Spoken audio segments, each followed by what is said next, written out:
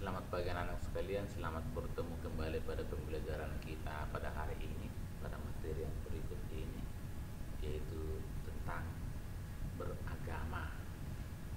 Artinya banyak macam-macam agama, tetapi ada alasan manusia, mengapa manusia itu beragama, kira-kira seperti itu. Maka kita lihat satu persatu. Beberapa alasan manusia beragama antara lain sebagai berikut. Yang pertama, menemukan jawaban. Manusia juga kerap sekali berhadapan dengan berbagai pertanyaan yang sulit dipecahkan oleh kemampuan akal budinya. Ada begitu banyak pertanyaan berkaitan dengan hidup manusia itu sendiri, seperti dari mana manusia berasal? Mengapa ada penderitaan? Mengapa ada bencana? Mengapa ada kematian? Mengapa ada kesan dan sebagainya? Lalu kemana manusia sesudah ia mati? Oleh karena banyak pertanyaan yang tidak bisa dijawab oleh akal pikiran manusia, maka sini nanti akan bisa kita menemukan jawabannya. Ini adalah salah satu alasan manusia itu mau beragama. Ada pula pertanyaan-pertanyaan tentang segala sesuatu yang dilihat, sesuatu yang dialami dalam kehidupannya.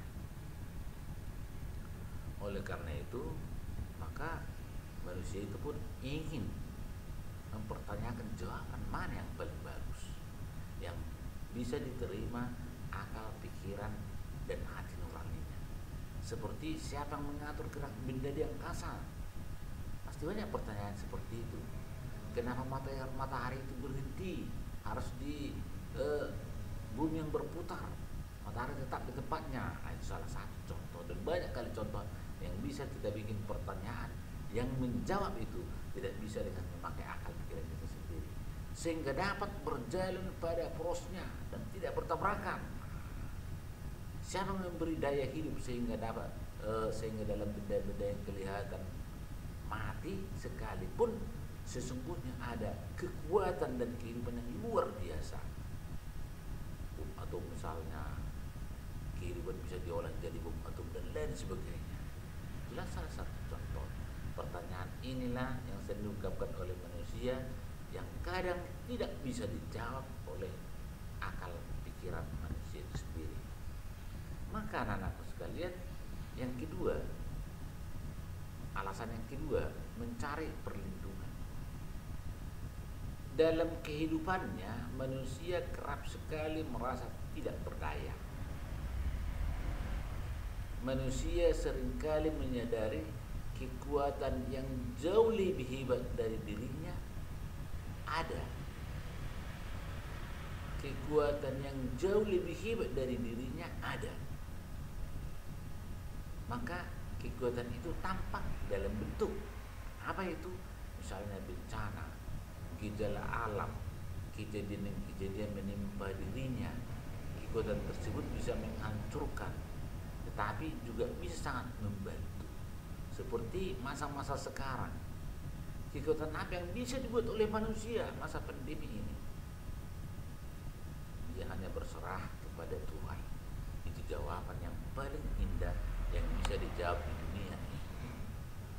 Oleh karena itu anakku sekalian, perasaan tidak berdaya itulah, seperti zaman sekarang banyak orang tak berdaya lagi menghadapi masa-masa sekarang ini, terutama dalam penyakit ini. Tidak berdaya, karena ketidakberdayaan itulah manusia itu mendorong untuk meminta perlindungan kepada siapa? Saya berlindung. Pasti kekuatan yang lebih hebat dari yang dipikirkan dan yang bisa dilakukan. Dengan berlindung kepada kekuatan itu, manusia juga merasakan kedamaian, ketentraman, keamanan dalam kehidupannya. Apa itu? Nah, itulah manusia itu, maka perlunya ada agama itu. Yang ketiga, meneguhkan tata nilai. dalam kehidupan manusia mau tidak mau harus berrelasi dengan siapapun, termasuk masa-masa sekarang, masa pandemi, kita harus berrelasi dengan dia. Dan dalam berrelasi itu ada beberapa aturan yang harus kita laksanakan dalam kehidupan kita pada zaman sekarang. Berrelasi dengan sesama manusia juga harus berrelasi dengan baik, tetapi ada aturan yang kita jalankan dalam kehidupan ini. Maka dari pengalaman berrelasi dengan yang lain pun, baik dengan individu maupun kelompok manusia lain, menemukan ada nilai-nilai tertentu yang bersifat membangun. Ada juga yang sifatnya dapat merusak relasi itu sendiri.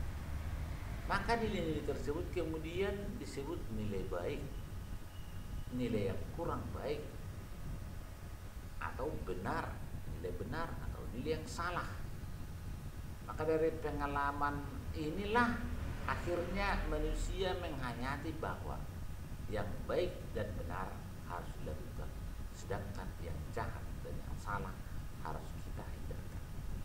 Melalui agama, segala nilai yang baik dan benar itu dihayati sebagai itulah yang dikehendaki oleh Tuhan, sedangkan yang jahat dan yang salah dianggap berlawanan dengan kehendak Allah. Maka manusia yang dianggap baik adalah mereka yang melakukan yang baik dan benar. Yang keempat, memuaskan kerinduan akan masa depan yang lebih baik. Dalam kehidupan manusia seringkali menemukan adanya kekacauan, penderitaan, sakit, penyakit, pandemi, bencana dan sebagainya. Pengalaman membuat manusia resah, bahkan frustrasi, tidak bisa menjawab hal kejadian yang ada yang saya sebutkan di atas ini. Dalam pergumulan hidupnya, manusia berpikir, kalau Allah demikian mencintai manusia, pasti Allah mencintai manusia. Manusia tentulah ada situasi lain yang dijanjikannya, yaitu situasi di mana manusia dapat hidup dengan damai, hidup dengan tenteram, hidup tanpa penderitaan dan sebagainya. Hasil permenungan dan dialog dengan Allah menghantar manusia pada pemahaman tentang surga, atau dengan istilah lainnya seperti kerajaan Allah, nirwana, moksha dan sebagainya, serta pemahaman tentang kebalikannya yaitu neraka. Akhirnya konsep tentang surga dijadikan harapan masa depan, sedangkan neraka dijadikan hal-hal untuk kita hindari. Latar belakang yang menjadi alasan orang beragama tersebut akan sangat menentukan bagaimana setiap orang menghayati agama yang dianutnya. Demikian yang bisa saya sampaikan kepada anakku sekalian pada hari ini. Semoga anak sekalian dalam keadaan sehat selama beraktivitas pada saat ini. Sekian dan